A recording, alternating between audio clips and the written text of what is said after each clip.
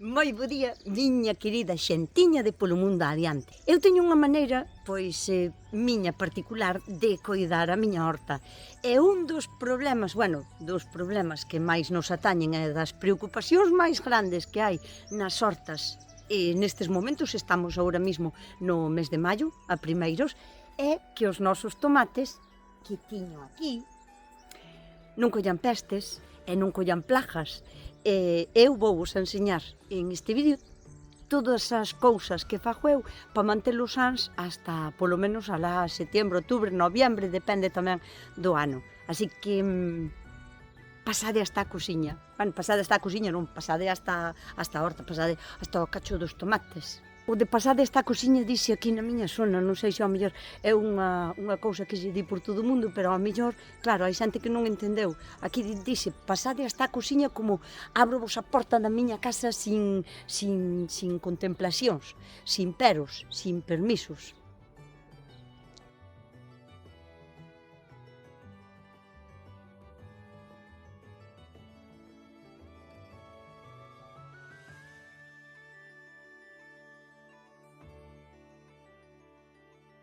Aínda que é verdad que aos tomates podenlle atacar, non sei, pulgóns, araña roja, a temida polilla, a tuta absoluta do tomate, trips. Hai moitos insectos que lle poden atacar aos tomates, pero realmente na nosa zona, hasta fai uns anos, só nos tiñamos que preocupar dos fungos, dos hongos, porque realmente aquí peste dos tomates tiñamos todo o mundo, pero plagas nos tomates non había moita. Pero agora sí que a temos, entón temos que ir como evolucionando e ir añadíndolle cousas á nosa práctica habitual de cultivar. Aquí nesta parra teño unhas cuantas plantas de tomate que deben de levar agora trasplantadas sobre, non sei, un mes máis ou menos. Vaille genial, medraron moito, están perfectas. Pero teño como varios sitios onde teño plantados os tomates. E isto fago como unha práctica de saneamento. O sea, eu planto aquí, non sei cantas son, deben de ser 8 plantas ou así, en outro lado teño outras 8, en outro lado teño 6 ou 7. Sepároas polo motivo de que se en algunha ocasión ven un hongo que lle ataca a un tomate e non me dou conta ou que sea, pode infectar rapidamente toda a fila. E entón, se os teño separados, son capaz a manter polo menos algúns deles sans, porque unha enfermedad en un dos tallos vaime a advertir de que posiblemente o teñan outro. Entón, esta é a primeira das prácticas. Non plantedes os tomates, a poder ser, todos xuntos, o sea, vou a plantar en este bancal solo tomates, aparte de que a biodiversidade é fantástica sempre cando hai diversidade tamén de plantas. O sea, cantas máis cousas diferentes plantemos gardando unha estrutura, pois millor girá tamén ao cultivo. O sea, primeira lesión, separar os tomates en varios puntos da horta. Aquí teño as miñas dúas composteiras, teño máis composteiras, pero aquí teño dúas composteiras. E este é o seguinte punto clave para ter os tomates sans. Para min, un tomate san empeza un ano antes, cando empezas a facer o teu propio compost na casa. É verdad que sempre se pode comprar, pero nunca vai a ter a calidad do que vai a ter o teu feito na casa, porque está mellor estruturado, non tes prisa, non o apuras, vai lentamente, ten como máis combinación de cousas, é moito máis rico. Se non sabedes como se fai, teño outro vídeo de como facer o compost, que, realmente o compost non se fai, o compost ocorre. Nós o que facemos é telo en un sitio especial para poder ir poñéndolle nosas cousas e telo aí vigilado. Pero realmente o compost faise el solo, o sea, ocorre de xeito natural e de maneira totalmente imparable. Con todo isto, quería vos dicir que a salud do noso chan, da nosa horta, empeza indiscutiblemente, para min, a miña maneira de pensar, en facer o noso propio compost. Eu estou convencidísima de que o compost é o principal, pero por si non vos convence a miña teoría, vou vos explicar con un exemplo. Vou facer unha metáfora. Imaginadevos dúas persoas, unha alimentase super ben, fai deporte, e a outra, vida sedentaria, alimentase fatal, ultraprocesados. Ven un virus, o mismo virus, ás dúas persoas. Esta, que está sana, fuerte e ben alimentada, posiblemente pase o virus por ela e teña unhas décimas de fiebre e xa está.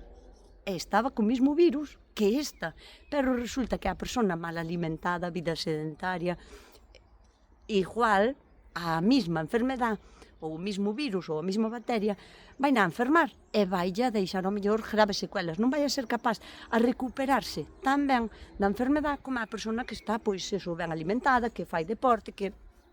Entendedes ben a metáfora, non? Pois eso, os tomates, a saúde do tomate empeza por estar en unha terra perfectamente ben fertilizada.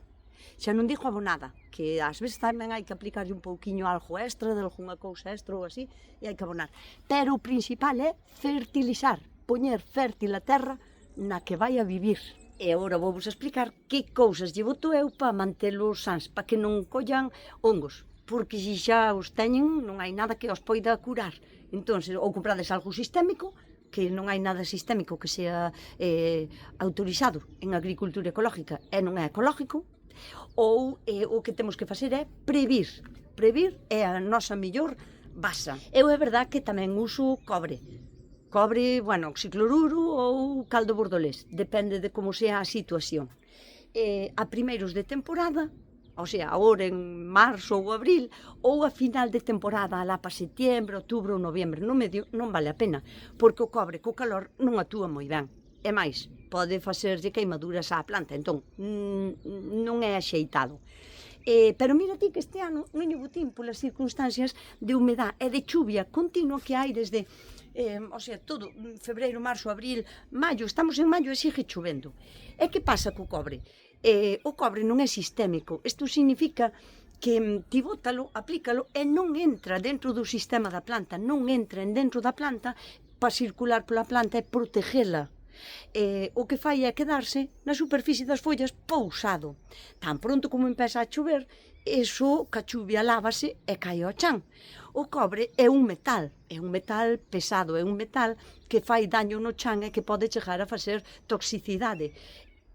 Por acumulación, quero dicir, non se debería de botar máis de un par de veces en toda a temporada, por eso hai que acudir a outras cousas. Entonces, cobre a principios ou a final da temporada, nada máis que unha vez de cada vez.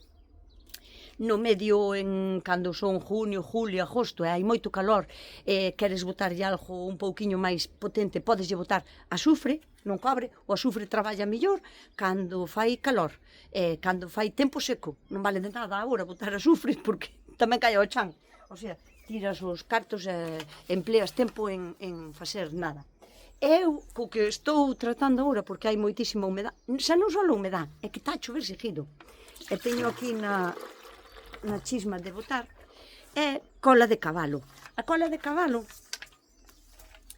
é un produto natural, e este, aínda que tamén é de contacto como o cobre, o sea, que queda na superficie da folla aí pousado, aínda que chova e cae ao chan, non lle vai a facer mal ao chan, o sea, non lle fai daño, ao contrario, aínda lle fai ben. Entón, a mí non me importa botarllo, pois cada 2 días, porque isto non ten problema ningún se está na terra ou se está nas miñas plantas, o sea, non ten problema ningún. Entón, que lle boto? Cola de cabalo. Que me vas a preguntar, como se fai? 3, non un, teño 1, 2, 3 vídeos explicando como se fai, como actúa, e como traballa, e como se elabora, e todo. Así que cando acabedes de ver este vídeo, vades ver os 3 vídeos de como facer cola de cabalo. Que non a tendes na vosa horta, tampouco non hai por que tela, pero vouse dicir unha cousa, pode haber preparados xa feitos, preparados, líquidos. Eu non son moi amiga de comprar líquidos, porque un líquido feito ten que ter conservantes. O sea, para sacar o sílice da cola de cabalo é necesario facer unha decocción. Hai no que cociñar moito tempo, un largo tempo, pouco a pouco, non? Porque na casa non sabemos facer de outra maneira, porque o sílice non é soluble en agua e costalle moito salir para ter aquí a parte que nos interesa, non? Eu conservo congelado. É verdad que fora da nevera tamén aguanta un montón, pode aguantar 2 ou 3 meses así, e na nevera tamén che aguanta un montón. Pero é unha cousa que se a venden xa feita, teñenlle que poñer algún tipo de conservante. Entón, tan natural, pois para min xa non é. Se o queres facer, eu recomendoche que compres a planta que hai a vender, planta seca, que vale perfectamente.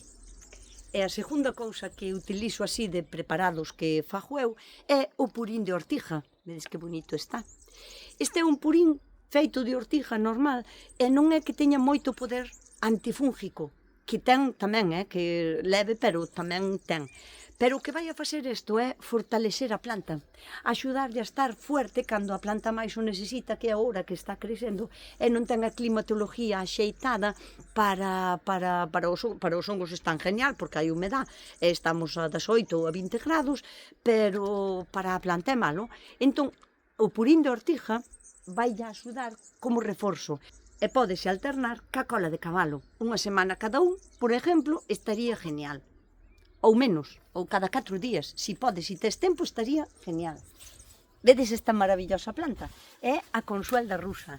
E a consuelda rusa é tamén unha das plantas que vale para facer puríns que nos van a axudar a reforzar as nosas plantas e van nos a axudar tamén con un leve poder antifúngico. Cando non usamos produtos químicos, temos que compensar con máis insistencia, con máis tenacidade, con máis paciencia e con máis insistencia. O sea, temos que facelo como con moitas máis ganas. Non é que isto sexa o principal, non é que a cola de cabalo sea esencial e non é que o purín de ortiga sea o mágico. Non hai un produto mágico. Aquí o único que hai é que uns axúdanse aos outros e todo vai nos a axudar a que todo vaya mellor. O sea, non é vou a botar isto e xa está. Podes prescindir de algunhas cousas, pero o mellor é ir como mesturando para que a acción sexa, pois, o resultado, quero dicir, sea o que buscamos. Usted que di, señora Galiña? Que dis? Non di nada, ela está a comer as espinacas e nada máis. Que hai moitas plantas que nos poden axudar na nosa horta para sacar os seus extratos e botarlos ao noso cultivo, non? Pero eu destacaría a cola de cabalo principalmente, a consuelda rusa, a ortiga, a bardana, ademais en ese orden de eficacia para min. Todas moi útiles e todas se complementan super ben. O sea que o tomate é un tipo de cultivo que é bastante delicado e se enferma é moi rápido o avance da enfermedade. Mildiu, botritis ou alternaria, calquera cousa que colla, vai a ser un hongo que sea devastador para a planta. Entón, non podemos descoidar. Nós si vemos unha folliña que ten unha mancha, aínda que non a reconosamos, nós temos que actuar xa. Primeiro, cortar a folla polo san, aínda que teñamos que deixar media pelada a planta. Si a mancha da enfermedade está no tallo principal, bueno, depende se está a unha cuarta do chan, é mellor arrancar a planta. E se está contra a parte de arriba, tamén cortar polo san, porque se ten a enfermedade xa no tallo, pode sacrificar todo o cultivo que tes aquí do tomate por culpa dunha planta. Entón, mellor sempre é arrancala. Outro consello que cando hai unha planta que está enferma ou lle sacades follas que teñen manchas, nin as botedes á composteira, non andeades por aí paseando ca folla pola horta, colledes unha bolsiña, metédelas na bolsa no sitio onde a sacades cerrades ben a bolsa de plástico e tiradela á basura ou queimádela, pero que non vos quepa dúda que un hongo en unha folla de tomate, se o cambiades de sitio, non morre, simplemente cambiádelo de sitio e vai a estar en ese outro sitio. Así que as follas que están enfermas do tomate non se compostan e non se ignoran, porque mañán pode ser tarde. E con referencia a ese consello, Eu sempre digo que é mellor que plantes só unha dúcia de tomates que plantes 5 ou 6 se non tes tempo para coidalos, porque ti unha dúcia de tomates, pois tes o tempo necesario para vir á horta, miralo, estar encima deles, vigilalos ben, volvelos a amarrar, mirar que non haga unha mancha, que non evolucione, que tal. Que ao mellor se plantas 4 ou 5 dúcias e despois non tes tempo para coidalos, claro, podenche dar menos produción que só unha dúcia. Ás veces menos é máis. En este caso estou totalmente segura que se plantas menos e os coidas ben, vas a ter tanta produción como se plantas moitos e os coidas mal. Vale, aquí non sei como se me pudo olvidar que entre os meus mejunjes preferidos para botarlle contra os hongos ás plantas é o leite con bicarbonato, pero como tamén teño vídeo, poño bolo en tareas pendientes para que o miredes despois. Riego do tomate. O tomate hai que manter a terra húmeda, pois o que sexa necesario. Hai terras que con regalas cada 4 días mantéñense húmedas e hai terras que as hai que regar todos os días porque son moi porosas ou teñen moita area ou o que sea e escapa a agua, entón hai que regar todos os días. Ti o que tes que ter é a planta do tomate sempre con relativa humedad na terra. Un tomate que carece de agua e está en sequía absoluta durante 3 días, despois botas de agua e non recupera, sí que recupera, pero tarda moitísimo en recuperar. O sea, leva yo ao mellor 15 días volver a recuperar e volver a ter flores, para volver a ter fruto. Perdes moito tempo e a vida do tomate é demasiado corta como para permitirnos o lujo de que faga unha parada biológica de 15 días porque non arrejamos ben. Bueno, cada día ti mantenlle a terra húmeda. E despois é moi importante tamén facer un riego como fondo, como profundo. Un riego intenso, pois non sei, cada semana, cada 10 días ou cada 15, depende do terreno, non? Porque iso vai a axudar a que as raíces de abaixo tamén teñan alimento, porque se só los regamos superficialmente a auga se queda en esta parte, as raíces que están daqui para baixo non van a desarrollar tan ben. Entón, as raíces que lle dan de comer á planta van a estar en este cachiño solo e podendo ser, porque a planta do tomate ten unha raíz un pouquiño máis fonda e despois ten as superficiales que son bastante como se di, densas, non? Pero as de abaixo tamén podían axudar a alimentar a planta. Así que isto de humedecer ben hasta o fondo cada 10 días ou así, vai a axudar que as raíces máis profundas colaboren ca alimentación da planta tamén, e non só as superficiales. Porque a absorción de nutrientes é a través da agua, e as raíces de abaixo, se están en terra seca, malamente van a ser capaces a absorber nutrientes por moi fértil que sea esa terra. Unha terra fértil pero seca non lle dá de comer á planta. E en canto a como se podan os tomates, como se entutoran, ou se lle hai que sacar os chupóns ou non, para iso teño outro vídeo. E así non repito neste, mas non fago este vídeo moi largo. O sea, cando acabedes este vídeo, dades yo like, compartídelo, activades a campanilla e dades yo como esta cousa nova que hai, hipeades tamén este. E depois ides a mirar, puñedes Nusca, entutorado de tomates ou coidado de tomates, e teño outros vídeos falando xa dos tutores, como entutoro, como amarro, como ato eu, como lle quito os chupóns, os temidos chupóns e todo eso. E agora xa falamos bastante das pestes e agora vamos a falar das plagas. A diferencia entre peste e plaga é que a peste é provocada por un microbio. Pode ser por unha bacteria, por un hongo, por un virus. A plaga é un ataque de bichos. E vamos a intentar evitar tanto o pulgón como a tuta absoluta, como os trips. Bueno, é que os meus tomates bichos non collen, entón non vos vou poder enseñar. De feito, a primeira vez que me preguntaron que lle podo botar, que teño os tomates cheos de pulgóns. Eu, como nunca tal vin, porque nunca tuve pulgóns nos tomates, dixo eu, enséñame unha foto, porque dudo moito que teñas pulgóns nos tomates, e resulta que sí, teñense pulgóns nos tomates. Normalmente, cando se teñen pulgóns, ven porque botastes un exceso de nitrógeno. E como se bota un exceso de nitrógeno? Pois, se aplicas caca de animal, dame igual que sea de jaliña, de vaca, de cabalo, do que botes, caca de animal, que non estuvo ben compostada, que non está madura, esa caca vai a proporcionar demasiado nitrógeno.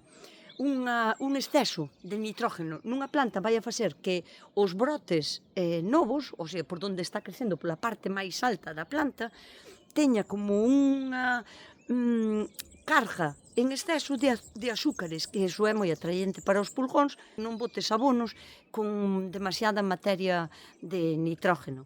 Evita cacas frescas. O millor sempre é o compost, o teu propio compost, como dixen ao principio. E agora vouvos a contar que plantas para min son imprescindibles á hora de plantar nos tomates e como lla poño eu. Estes ti pódelos ou combinar ou escoller tamén os que máis che gusten, pero eu poñollos todos, sempre. Serían caléndulas, que estaba ali nun talliño, prixel, tajetes e albahaca. A tuta do tomate é un tipo de plaga que aquí non tiñamos, non sabíamos dela hasta fai uns anos, porque era un clima demasiado húmedo e demasiado frío para esta polilla. Pero estáse instalando de xeito que está genial, o sea, estálle gustando moito o noso clima. A tuta absoluta chamas así porque come absolutamente todo o tomate. Dalle igual que sea as follas, que sea o fruto, que sea o tallo do tomate. O tomate pode comer verde, incluso come ao millor verde que é maduro. E vai a empezar, o sea, é un tipo de polilla. A polilla é un tipo de mariposiña, así, pequeniña, castaña, pon os ovos nas follas ou no tallo, e cando eclosionan os ovos, nada, en 4 ou 5 días, vos ides saber que na folla hai como unhas galerías así, como se fora un circuito destes de Fórmula 1. Bueno, pois, posiblemente estea en dentro da folla comendo. Cando ese gusano está en dentro da folla, xa non o podedes matar. Bueno, a non ser con un insecticida sistémico, o sea, dos que entran dentro da planta, pero eu antes de envenenar a planta, prefiero quitarlle as follas. O primeiro que tens que facer é, se ves esas galerías, esa folla quitala, non compostala, non cambiala de sitio, simplemente métela nunha bolsa e tírala á basura. Cando ese gusano vai sendo máis grande, bueno, acaba sendo como dun centímetro, así que tampouco é tan grande, pero metes dentro dos tomates, aínda que sean verdes, e ti non vas a ver daño no tomate hasta que madura o tomate. Cando abres, ves en dentro todo podrido ou simplemente non estás ao gusano aí, porque tamén pode ser que entre neste tomate, non lle gustou, cambia de tomate e tes 2 tomates fastidiados. O sea, que se ves un tomate con un buratiño, o primeiro que tens que facer é cortalo, non compostalo, non cambialo de sitio, podes dar ás galiñas se queres, pero se non, bolsa e á basura, porque pode estar en dentro a larva e tens que cortar o ciclo como sea. A mellor maneira é eso. Se ves un tomate con un buratiño, fuera. E cando se mete en dentro do tallo do tomate, vese perfectamente tamén, porque fai un buratiño, e ese buratiño ten en fora como se fora tomate triturado, como se fora fariña de tomate mollado, que a súa caca vai na botando para fora. Pois neste caso, o gusano tamén xa está dentro da planta, entón xa pouco podemos facer. Cortar polo san, por onde non hai burato, e tiralo á basura. Non se composta tampouco, porque cambiaríamoslo de sitio, pero non o mataríamos. Como sabedes, a planta do tomate é un tipo de planta que desde que nace da semente, desde que é super chiquitina, xa resende a tomate. Agora mesmo isto xa resende a tomate, aínda que sea a planta. Pois iso é o que atrae a moitos insectos que van a comela. O que estamos buscando, plantándolle plantas olorosas arredor, é confundir os insectos con cheiros de outras plantas e que non encontren tan facilmente a planta do tomate. Estes son 2 tipos de albahaca, hai moitísimos tipos diferentes de albahaca. Este é a albahaca común, a de facer o pesto, este é un tipo de albahaca que se chama canela, a verdade que resende a canela, teño outra que é a albahaca limón, teño, mira, aquí está. Espera, que vou a enseñar mellor. Este é a albahaca morada. Os compostos dos seus aromas son volátiles, o sea, tan pronto como empeza a facer un pouquiño de calor, aquí na horta cheira a albahaca que mete medo, o sea, ten moitísimo aroma. E o que fai é, ao plantala aquí no medio, vai a confundir aos bichos e non van a encontrar tan facilmente a planta de tomate. Se só plantamos tomates, isto vai a resender a tomate moi gustosamente. e os bichos van a encontrar super fácil. Entón, o primeiro dos motivos de por que planto albahaca, aparte de porque me gusta tamén a min o aroma, é porque vai a ser capaz a espantar certos insectos solo polo aroma volátil que ten, ese composto que ten que se evapora co calor. Aparte que é unha planta que nin lle vai a impedir o crecemento do tomate porque ten un rizoma, ou sea, as súas raíces son delicadas e pequenas e delgadas, non lle vai a impedir nada, non lle vai a consumir alimento ao tomate porque ademais non consumen nin o mismo siquera, e tampouco vai a impedirlle o crecimento porque o tomate vai a medrar máis dun metro de alto e a albahaca podese quedar en 20-30 centímetros ben. Ademais podémola podar, se medrara moito podémola podar, que non se queixa a prove. Entre tomate e tomate sempre vai unha plantiña de prixel. O prixel atrae a sírfidos. Estou segura que, ao mellor polo nombre non, pero sabedes cal é. É un tipo de avispilla que hai moitos tipos diferentes, pero son todos beneficiosos. É un tipo de avispilla que pode ser desde 2 ou 3 milímetros hasta, ao mellor, 5, 6, 7 ou casi 1 centímetro, que os hai tamén moi grandes. E teñen a peculiaridade de que cando voan, quedanse totalmente quietos e son capaces de estar aquí mirando para ti así quietos e de repente fan chum, e quedan aquí chum.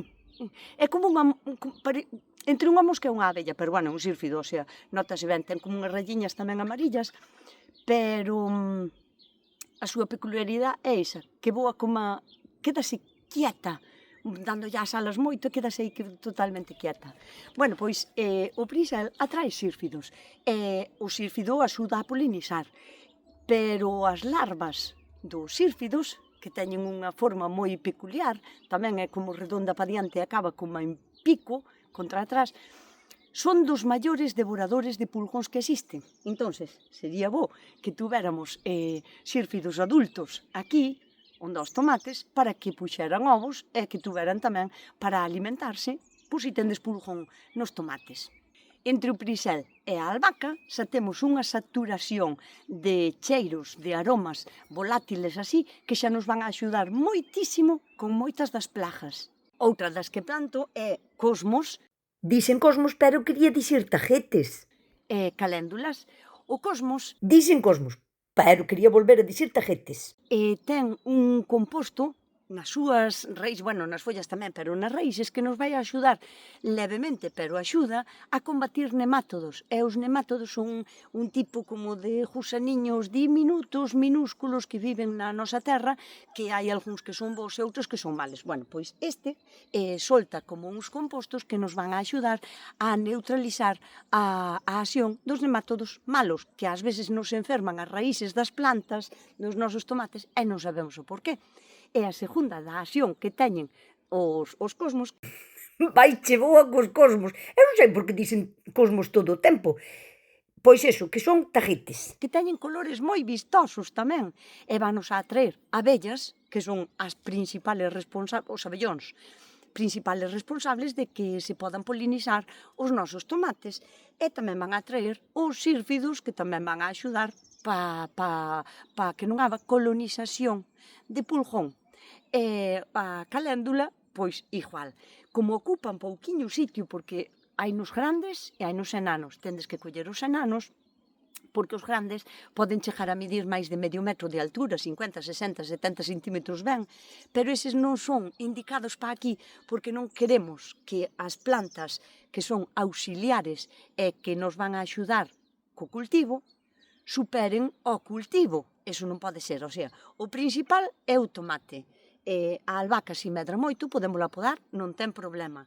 E os cosmos, o sea, os tajetes estes.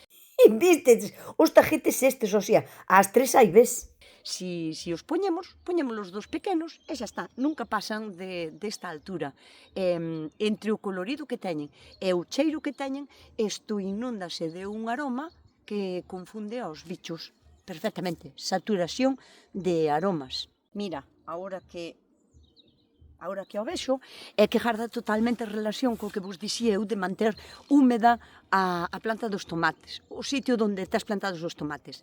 Vai vos a empezar a nacer unha planta que se chama verdolaga, verdolaca ou portulaca, ten varios nombres. Espera que a collo máis grande.